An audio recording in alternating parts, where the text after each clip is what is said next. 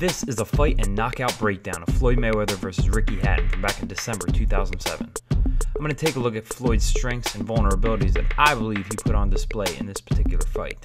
Alright, so let's jump into things. Both fighters were undefeated. Ricky Hatton was 43-0 with 31 knockouts. He had dominated in the UK and even had a few wins in the US prior to this fight. He beat one of my favorite fighters of all time, Costa Tszyu, and just prior to this fight he had KO'd Jose Luis Castillo. As for Floyd Mayweather, he was 38-0 with 24 knockouts.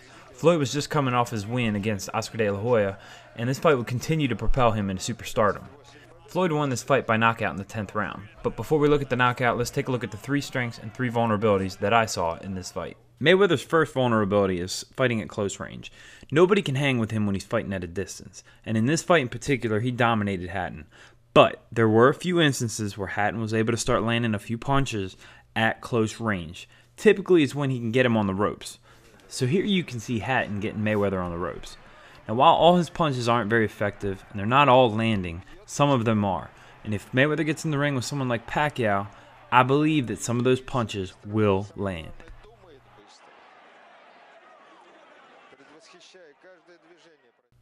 Floyd's second vulnerability in this fight was defending the jab. Now everybody is vulnerable to the jab, and Floyd is no different. But if Hatton was able to land anything effectively in this fight, it would have been the jab. Here's a few instances where he did. There's one.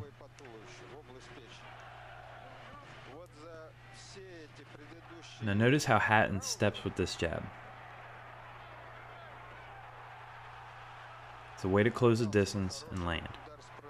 That one caught Floyd a little off guard, didn't land clean, but that would have been a knockdown had he fallen. There's another that made his head snap back. And here's another. And the third vulnerability for Floyd is he has a tendency to duck to the right. When a punch is coming in, he'll slip to the right, and he tends to duck pretty low. So if I were Manny Pacquiao, I'd be looking for that. After seeing the last vulnerability, I'd probably jab my way in and then follow with a left uppercut. And that'll catch Floyd when he ducks right.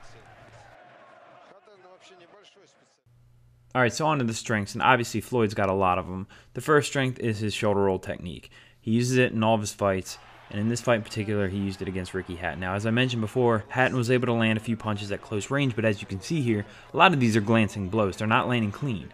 Floyd is able to roll these off of himself.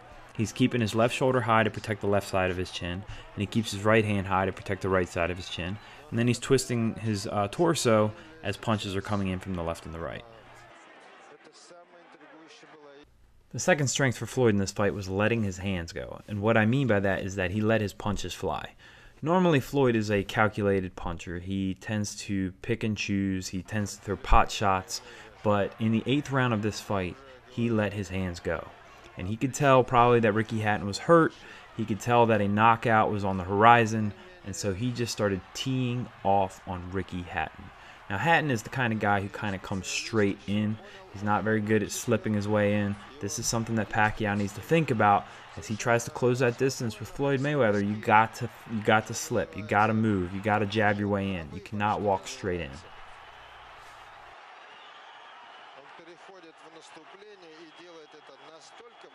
And the third and final strength for Floyd Mayweather was the bait and counter. He did a fantastic job of luring Ricky Hatton in and then hitting him with counter punches. Now, what you're going to see here is a few instances where Floyd would bait Hatton in and then hit him with a counter punch. Now, that hook that you just saw and this one right here, you're going to see it again when he throws his knockout punch. Backs up, counters. Hatton comes straight in, counters. Now, here's a very similar punch, but this one ended up in a knockdown. Boom. Now Hatton is hurt. He's able to get up from this punch, but he is definitely out of it.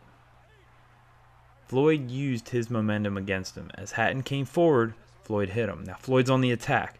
He knows Hatton's hurt. Hatton's holding all of a sudden, which he didn't do the entire fight.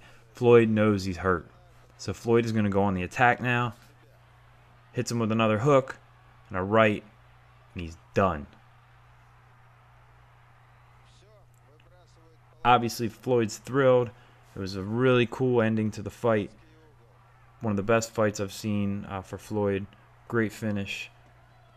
Here it is again. And notice how Hatton was coming straight in.